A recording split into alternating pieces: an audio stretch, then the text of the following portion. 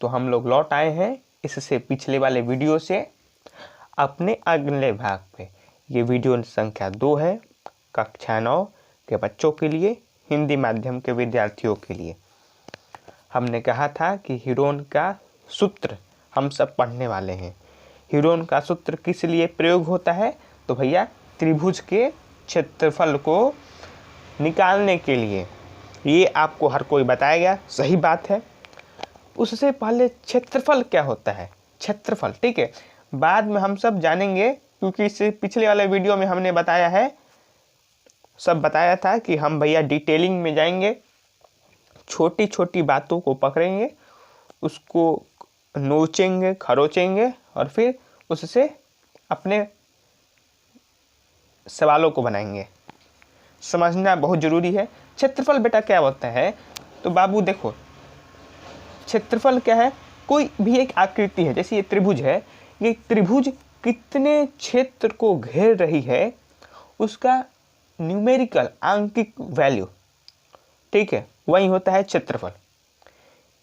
वो क्या हो गया? क्षेत्रफल कि भैया वो कितने, जैसे ये पन्ना है, इस पन्ने पर ये आकृति कितने क्षेत्र को घेर रही है इस पन्ने के, वो क्या हो, उसका कुछ वैल्यू, वो क्या होगा? क्षेत्रफल। हमने समझ लिया, ठीक है। एकदम सिंपल सा परिभाषा है। परिभाषा नहीं, ये परिभाषा कोई ऐसा नहीं है कि बहुत तोप चीज़ है।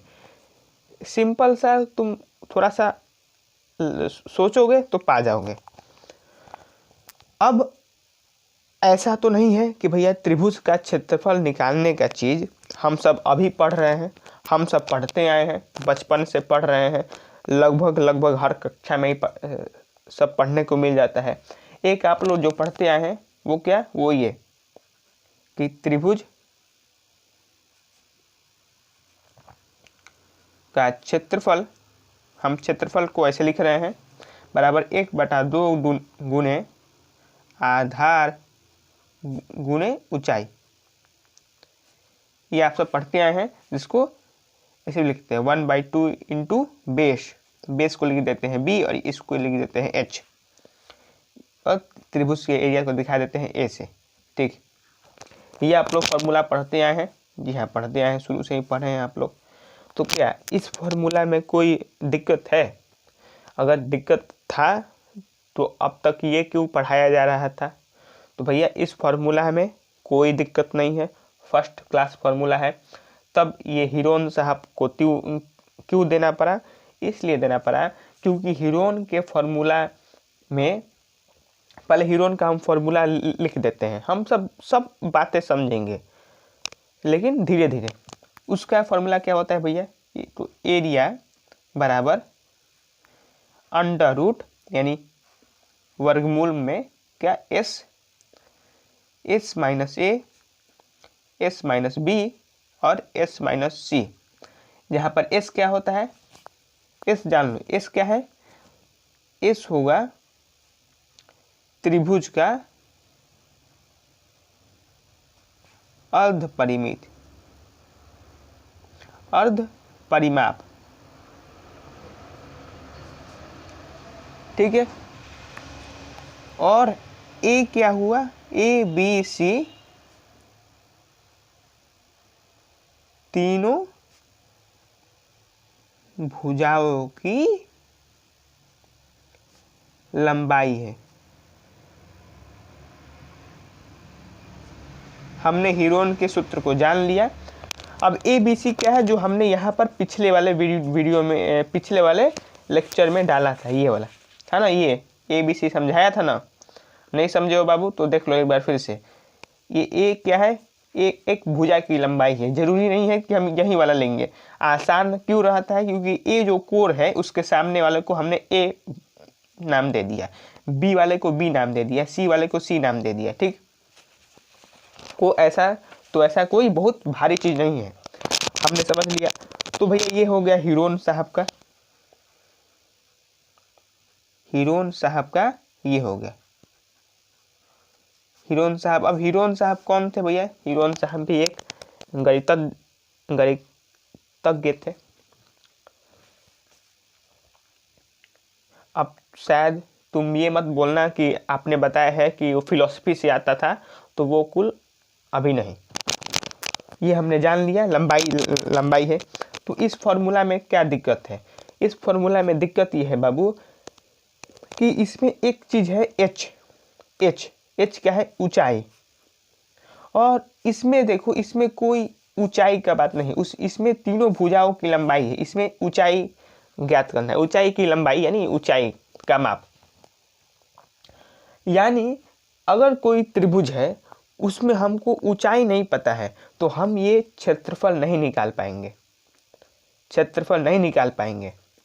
अब बात यह है कि अभी तक आपने जो पढ़ा होगा उसमें ऊंचाई दिया रहता था, क्योंकि वो सब सिंपल साधारण सा आकृति है। आपको समबाहु त्रिभुज दे दिया, समद्विबाहु त्रिभुज दे दिया।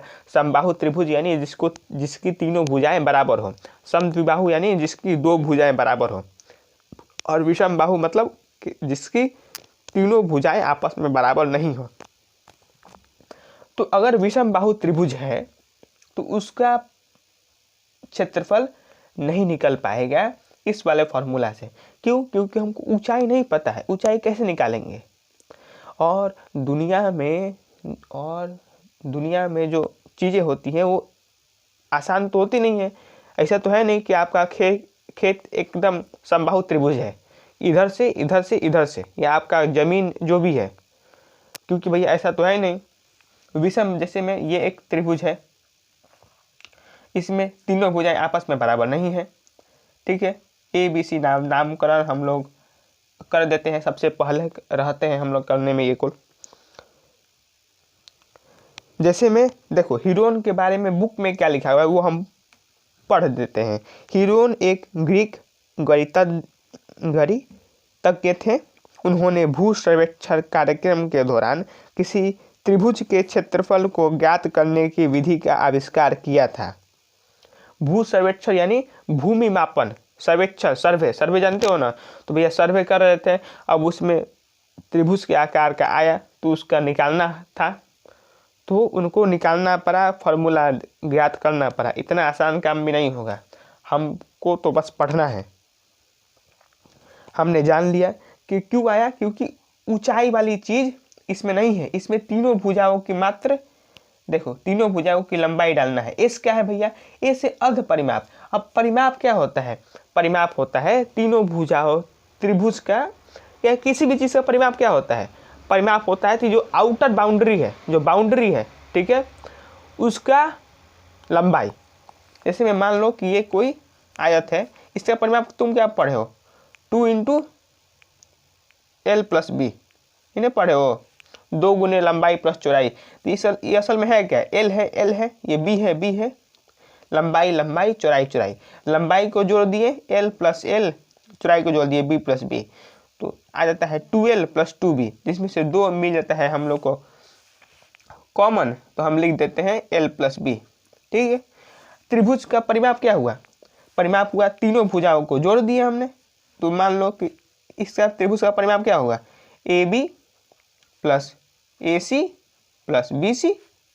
अर्ध परिमाप यानी आधा परिमाप, यानी इसको 2 से भागा कर दिए। यही तो क्या हो गया? यही हो गया हमारा S क्या हुआ? यही हुआ।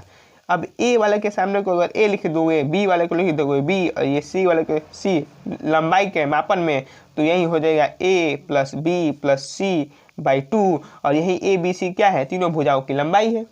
हमने जान लिया। अब त्रिभुज के क्षेत्रफल में तुमने जान लिया ये ऊंचाई होता है, लेकिन एक शब्द इसमें रहता है संगत ऊंचाई। संगत ऊंचाई क्या है भैया? संगत ऊंचाई ये है कि जो आपने आधार माना है उसके अनुसार ऊंचाई कौन सा है।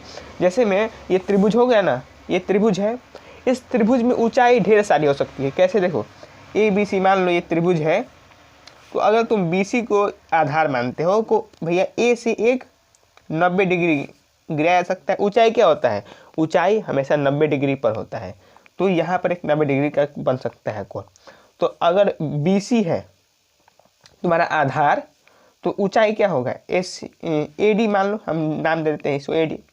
इसी प्रकार अगर तुम AB को अपना मान लेते हो आधार, तो क्या हो जाएगा? ये है, तो ये हो जाएगा ऊंचाई 90 डिग्री पे इसे। मान लो इसका नाम है डी सी ई, तो सी ई हो गया। इसी प्रकार अगर ए सी है तो तुम मान सकते हो इसको एफ पर, ये भी 90 डिग्री है, देखो 90 डिग्री दिख भी रहा है। तो संगत ऊंचाई क्या है भैया? संगत ऊंचाई कहने का मतलब ये है कि ऐसा नहीं है कि बी सी को बना लिए आधार और सी ई बना दिए ऊंचाई, वो नहीं है। संगत ऊंचाई सही शब्द है मात्र, ठीक है। अब क्षेत्रफल की इकाई क्या होती है, यानी किस में मापते हैं हम लोग? तो भैया लंबाई को मापते हैं हम लोग सेंटीमीटर में, मीटर में। मापने का इकाई अलग बात है, सेंटीमीटर मीटर में। और ये घात कितना रहता है? 1 रहता है, 1। और क्षेत्रफल में क्या होगा? क्षेत्रफल में हम लोग क्या करते हैं, क्षेत्र निकालना है, यानी जिसमें लंबाई और चौड़ाई दोनों हो, तो यानी सेंटीमीटर या मीटर इंटू सेंटीमीटर या मीटर, ठीक है। तो ये सेंटीमीटर क्या होगा? तो सेंटीमीटर स्क्वायर होगा, याद रखना। इसको हिंदी में लिख सकते हो तुम ऐसे, हिंदी में क्या ऐसे लिख दो, सेंटीमीटर का वर्ग, ठीक है, या मीटर वर्ग, ठीक है। या अब तुमको अंग्रेजी में लिखना है तो सेंटीमीटर स्क्वायर, मीटर स्क्वायर। अंग्रेजी में लिखना थोड़ा आसान नहीं, थोड़ा जल्दी पड़ता है, इसमें ज़्यादा शब्द लिखने पड़ते हैं, ठीक है। तुमको जैसे पसंद है तुम वैसे लिखो। अब कन्वर्जन भी हो सकता है भैया, 1 सेंटीमीटर में 1 मीटर स्क्वायर में कितना होता है? देखो लिख के हम बता देते हैं, 1 मीटर स्क्वायर है ना, 1 मीटर स्क्वायर मतलब क्या हुआ? 1 मीटर इंटू 1 मीटर, ठीक। 1 मीटर बराबर कितना होता है? तो 100 सेंटीमीटर होता है, गुने 100 सेंटीमीटर, तो कितना हो जाएगा? 1 2 3 4 सेंटीमीटर का वर्ग, यानी 10,000, ठीक है, 10,000 सेंटीमीटर वर्ग 1 मीटर स्क्वायर में। अब तुम अपने से भी बहुत सारा ये कुल बात जान सकते हो। इतना हमने समझ लिया इतना, ठीक है। अब थोड़ा बात करते हैं पाइथागोरस प्रमेय पर। क्यों? क्योंकि पाइथागोरस प्रमेय से हम लोग समबाहु त्रिभुज, समद्विबाहु त्रिभुज का क्षेत्रफल फिर से निकाल लेंगे एक बार, ठीक है। दिया हुआ है निकालने के लिए, तो अब जो सिलेबस में है वो एक बार करना ही पड़ेगा। तो पाइथागोरस प्रमेय हम लोग बहुत संक्षेप में तो नहीं, लेकिन जैसे जानना चाहिए वैसे तो हम लोग जान ही लेंगे, ठीक है बाबू। तो देखो पाइथागोरस हम लिखते हैं, पाइथागोरस साहब भी गणितज्ञ ही थे। पाइथागोरस प्रमेय,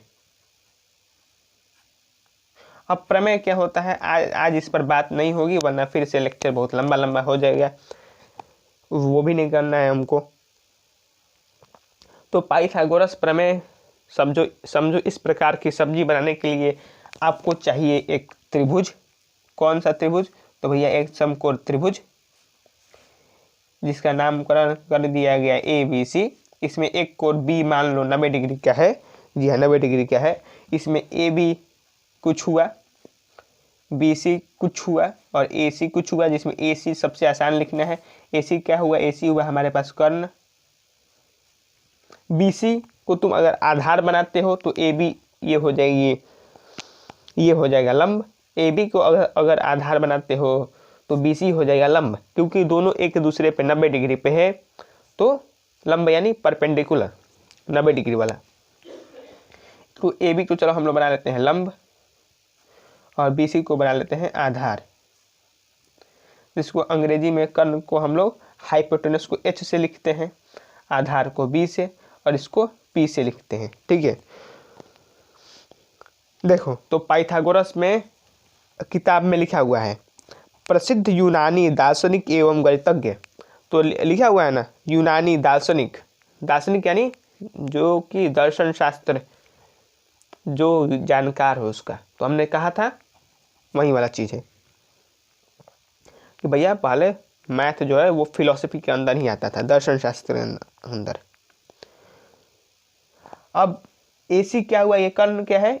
कर्ण हमेशा क्या होता है? कर्ण हमेशा होता है जो एंगल जो होता है ना बी 90 डिग्री, उसके सामने वाली भुजा क्या होती है त्रिभुज में, समकोण त्रिभुज में। ये कौन सा त्रिभुज है भैया, पर लिख लेंगे दो, वरना हो सकता है कि कोई बुरा मान जाए कि अभी तक लिखे हैं और ये भी नहीं लिखे हैं कि कौन सा त्रिभुज है ये। ठीक है, राइट एंगल्ड ट्रायंगल, अंग्रेजी में भी लिख देते हैं एक बार, ABC। ठीक, तो पाइथागोरस जी आए, उन्होंने क्या बताया, अभी आएंगे एक दो बात और पे। उन्होंने बताया कि जो इस प्रकार का अगर कोई त्रिभुज है तो उसमें कर्ण का जो स्क्वायर होता है या वर्ग इन लंब और आधार के अलग अलग वर्गों के बराबर होता है। सिंपल में बोले तो ऐसे देखो, तुम जानते होंगे AC स्क्वायर बराबर AB square plus BC square. मतलब अगर AC जो है भुजा, इसका तुम स्क्वायर वर्ग कर दो, AB वाला जो है साइड उसका वर्ग कर दो, BC वाला जो है इसका वर्ग कर दो, तो AC का वर्ग AB का वर्ग और BC का वर्ग अलग अलग, दोनों को मिला के नहीं। ऐसा नहीं कि इसमें ये वाली बात नहीं है कि AB और BC दोनों को पहले मिला दो और फिर वर्ग करो, ये गलत बात है। ये क्या है, ये गलत है, ये सही है। इसलिए बोले थे दोनों को अलग अलग इंडिविजुअली। अंग्रेजी में ये इसको और क्या लिख सकते हो तुम ऐसे, H स्क्वायर बराबर P square plus B square, वही P स्क्वायर बेस परपेंडिकुलर लंब हो गया। ये भी हिंदी में ऐसे देखो, कर्ण का वर्ग जो है वो लंब के वर्ग जोड़ आधार के वर्ग के बराबर है। अब ये बोलोगे कि भैया ये क्या है, तो ये बहुत ही जानकारी वाली चीज़ है। इससे समझो तो जैसे इससे गणित बदल गया। लेकिन इसमें दो तीन बात हम जोड़ना चाहेंगे। वो कुल क्या है कि ऐसा नहीं है कि इन्होंने ऐसा किया था पाइथागोरस प्रमेय, हमारे बोधायन एक गणितज्ञ थे करके उन्होंने भी इसकी जानकारी दी है। लेकिन पता नहीं क्यों अभी तक, यहाँ तक कि हमारे पुस्तकों में भी इसका कोई उल्लेख मिलता नहीं है कि इसका इस प्रमेय के बारे में जानकारी बोधायन ने दी थी। लेकिन उन्होंने भी दी है, इसका अब प्रमाण मौजूद है। लेकिन पता नहीं हम लोग के जन ऊपर में बैठे हुए हैं, जो लोग बनाते हैं, शिक्षक जो किताबों को लिखते हैं, वो सब अपने में मस्त है। ठीक है भैया, हम सब कुछ नहीं कर सकते हैं। अगर तुम इसी में अगर ये ए वाले को सामने को लिख दोगे ए भुजा जो हम बताए हैं, बी वाले को लिख दोगे ये बी, सी वाले को लिख दोगे सी, तो इसको क्या लिख सकते हो फिर से ऐसे ही, बी स्क्वायर बराबर ए स्क्वायर प्लस सी स्क्वायर, क्या काम खत्म। अब इसका हम लोग प्रयोग करने वाले हैं कहाँ पर, तो अगले वाले समबाहु त्रिभुज और समद्विबाहु त्रिभुज के क्षेत्रफलों को निकालने में। ठीक है, अब पाइथागोरस प्रमेय का विलोम जान लो, जो दिया हुआ है किताब में। पाइथागोरस प्रमेय का विलोम क्या होता है, तो पाइथागोरस प्रमेय का विलोम ये है, हम पहले स्टेटमेंट पढ़ देते हैं डायरेक्ट किताब से, उससे सहायता होगी। यदि किसी त्रिभुज की कोई एक भुजा का वर्ग अन्य दो भुजाओं के वर्गों के योग के बराबर हो तो पहली भुजा के सामने का कोण समकोण होता है। यानी हमने जो कंडीशन माना था कि ये बी जो है ये 90 डिग्री है, यानी समकोण त्रिभुज है ये। अगर ये वाली चीज़ सही हो गए, अगर ये वाली चीज़ ऑटोमेटिकली सही हो जाए कि कर्ण का जो वर्ग है वो लंब का वर्ग और आधार के वर्ग के बराबर है, अगर कोई त्रिभुज में ये बात हो जाए तो वो ऑटोमेटिकली त्रिभुज समकोण होगा। ये बात सही है। विलोम समझो क्या कहना चाह रहे हैं। हमने पहले क्या बोला, हमने बोला कि अगर समकोण त्रिभुज है तो ये बात सही होगी। ठीक, अब क्या बोला जा रहा है, अब कहा जा रहा है कि अगर किसी भी त्रिभुज के लिए ये बात उस त्रिभुज के लिए अगर सच है तो वो समकोण हो जाएगा। अब उल्टी बात कही है, यानी समकोण यानी एक कोण 90 डिग्री होगा। तो ये आपने जान लिया। यानी अगर मान लो कोई भी ऐसे त्रिभुज है,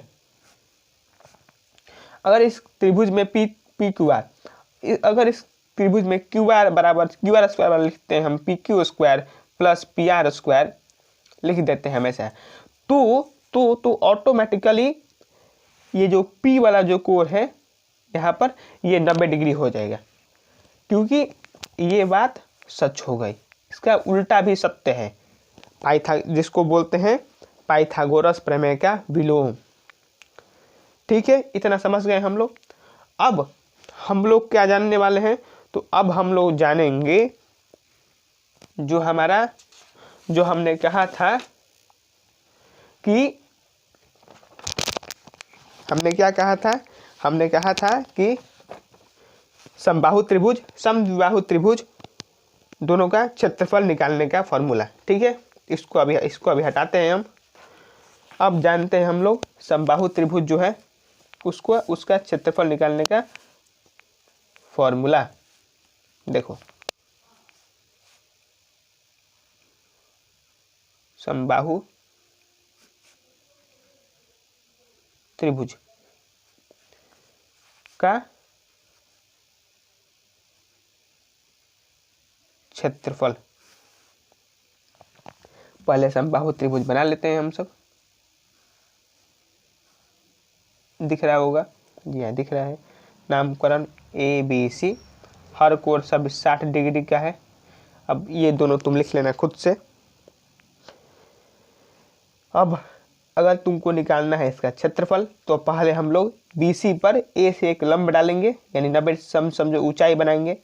अब हम लोग क्या देखते हैं भैया, AD से AD ये हो गया, AD क्या हो गया, AD भैया एक लंब हो गया। ठीक है, अब ज्यामिति से, ज्योमेट्री से हमको ये पता चलता है डालने पे भैया, जो ये बात है BD बराबर DC, हम पहले से ही इसमें मान कर चलते हैं। ये बात अब कैसे आया है, तो भैया ये ज्योमेट्री से आया है। अब इसके लिए यहाँ पर कुछ डिस्कशन नहीं हो सकता है, वरना वीडियो और बहुत ज़्यादा लंबा हो जाएगा। यहाँ पर ये मान कर चलना है आपको क्या, कि BD बराबर DC, BD बराबर DC, BD बराबर DC, BD बराबर DC, यानी जो AD है वो BC को 2 बराबर भागों में बांट देता है। अब मान लो कि भैया हमने जो कहा था, A वाली जो भुजा है इसकी लंबाई A के सामने वाले क्यों A। अब भैया समबाहु त्रिभुज के साथ क्या है, समबाहु त्रिभुज में है कि तीनों भुजा बराबर है, तो इसको B वाले को B लिखो, चाहे इसको भी A ही लिखो। क्यों, क्योंकि तीनों भुजा बराबर है। ये भी क्या हुआ, ये भी ऐसे ही हो गया A, यानी तीनों भुजाओं की लंबाई बराबर होगी A। तो BD बराबर क्या हो जाएगा, BD चूंकि आधा है, BD कितना है, आधा है किसका, BC का, तो कितना हो जाएगा A/2, A/2। अब हमें निकालना है AD, निकालना क्या है, हमको निकालना है AD। त्रिभुज का क्षेत्रफल जो हमने जाना है वो क्या होता है,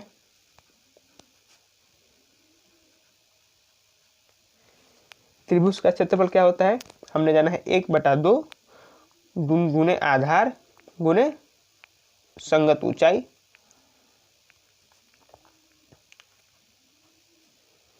अब तुम बोलोगे भैया हमको उससे आप क्यों नहीं बता रहे हैं, जो हमने पढ़ा है हीरोन का सूत्र उससे आप हमको क्यों नहीं पढ़ा रहे हैं। तो वो भैया वो भी निकालने में करवाया जाएगा, लेकिन उससे पहले ये जान लो। अब संगत ऊंचाई निकालनी है H कैसे निकलेगा, H क्या है, यहाँ पर H है AD के बराबर। ठीक, AD के बराबर है। AD कैसे निकलेगा, तो भैया इस त्रिभुज में आ जाओ, ABD में समकोण त्रिभुज है, तो भैया ये समकोण त्रिभुज है, इसमें AB बराबर A है। ठीक है, BD बराबर क्या है, A/2 है। तो हमने क्या जाना है इससे पहले वाले पाइथागोरस वाला से, कि A² बराबर A/2 का होल स्क्वायर प्लस AD का स्क्वायर। कैसे, अरे भैया सिंपल सा चीज़ है, क्या, AB का स्क्वायर बराबर AD का स्क्वायर प्लस BD का स्क्वायर, पाइथागोरस वाले से। उससे आ गया AB क्या है, A के बराबर है, AD क्या है AD यही है AD, और BD क्या है A/2 का आधा है, तो AD का स्क्वायर बराबर क्या हो जाएगा, इसको हम इधर भेज कर रहे हैं, ठीक है। तो A² बटा में A² बटा में 4, क्यों, क्योंकि A का वर्ग A² और 2 का वर्ग 4, तो कितना होगा, ये हो गया 4A², LCM लेने पे करने पे ये हो जाएगा कुछ ऐसे। अब ये बात बाबू हम नहीं बताने वाले हैं कि ये कुल कैसे हो रहा है, इतना हमको कोशिश आशा करते हैं कि तुमको आता हुआ 3A²/4, ठीक है। तो AD का वर्ग आ रहा है इतना 3A²/4, तो AD कितना आ जाएगा, AD आ जाएगा, इन दोनों का हम अंडर रूट कर देंगे, अंडर रूट असल में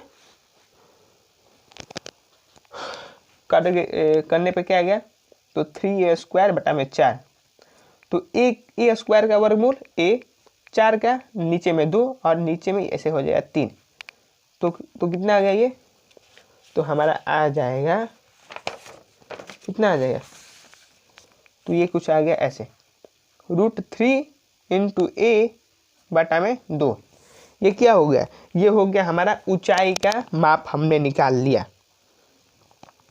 ऊंचाई ये किस में आएगा, तो यूनिट में यानी इकाई में, ठीक। अब उस फॉर्मूला में हमको डालना है, हमको पता चल चुका है AD बराबर इतना, H बराबर, फॉर्मूला क्या था 1/2 × B × H, तो 1/2 × B यानी A क्या है, एक भुजा का माप, वही ना आधार, इनको H क्या है भैया ये √3 × A/2, तो कितना आ गया √3 × A²/4, इकाई कोई भी इकाई जो भी है उसका स्क्वायर यानी सेंटीमीटर स्क्वायर, मीटर स्क्वायर जो भी, ठीक है।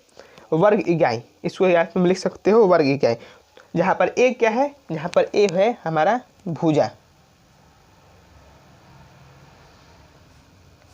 एक क्या है हमारा भुजा। अब देखो हमने सोचा था कि इसी वीडियो में हम बता देंगे कि समद्विबाहु वाला भी, लेकिन यही वीडियो इतना लंबा हो गया 27-28 मिनट का, तो भैया अब इस वीडियो में तो हम नहीं बता सकते हैं। इस वीडियो में हम एक चीज़ और बता सकते हैं, क्या, देखो अगर तुम हीरोन साहब से आओ तो उससे क्या होगा, उससे अर्ध परिमाप क्या आ जाएगा, उससे अर्ध परिमाप आएगा A + A + A/2, तीनों भुजाओं का योग बटा में 2, यानी 3A/3A/2, ठीक है। अब फॉर्मूला क्या पढ़ा था हमने, ये S × A, S × B और S × C, ठीक है।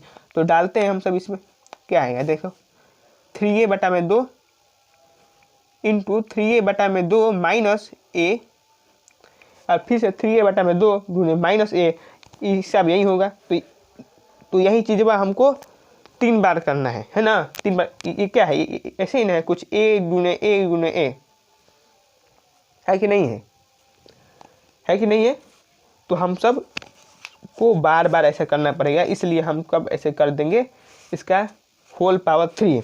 अब तुम समझ गए होगी ऐसा हम लोग क्यों नहीं कर रहे हैं, क्योंकि भैया ऐसा बुझाने वाला नहीं है, घात 3 हो चुका है तो दिक्कत देगा।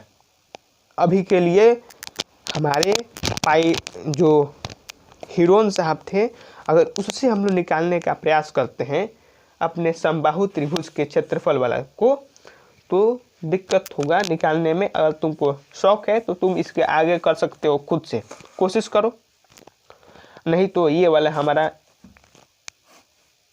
पहले से है ही ऑटोमेटिकली, तो इसको कॉपी में नोट कर लो। तो ये जो हम बताए हैं पूरा प्रक्रिया, इसको तुम्हारे कॉपी में नोट रहना चाहिए, ठीक है ना, ये तुम्हारे कॉपी में लिखा रहना चाहिए। किताब में भी दिया हुआ है, तुम वहाँ से भी निकाल सकते हो। 30 मिनट का वीडियो भी अब बन चुका है। अब बचा समद्विबाहु त्रिभुज, तो समद्विबाहु त्रिभुज में भी यही होने वाला है, सेम प्रक्रिया है, सिर्फ थोड़ा सा बदल जाता है। एक यहाँ पर अगर हम छोड़ देते हैं उसको, तुम किताब से भी खुद से भी कर सकते हो। अगर नहीं होगा तो किसी से नहीं होगा तो कमेंट में लिख देना, हम उसको भी कर देंगे, लेकिन हमको लगता है कि हो जाना चाहिए। वीडियो देखने के लिए धन्यवाद। अब अगले वीडियो में हम लोग डायरेक्ट सवाल से शुरू करेंगे और उससे आपको बहुत साफ साफ पता चल जाएगा कि कैसे निकालेंगे, क्योंकि आज कुछ हमने बताया नहीं है, सवाल कुछ एग्जाम्पल लिया नहीं है, तो हो सकता है लगे कि क्या फालतू पढ़ा दिए, लेकिन ऐसा नहीं है। अगले वीडियो में हम लोग सवालों पर आएंगे और शुरू करेंगे। आज के लिए धन्यवाद।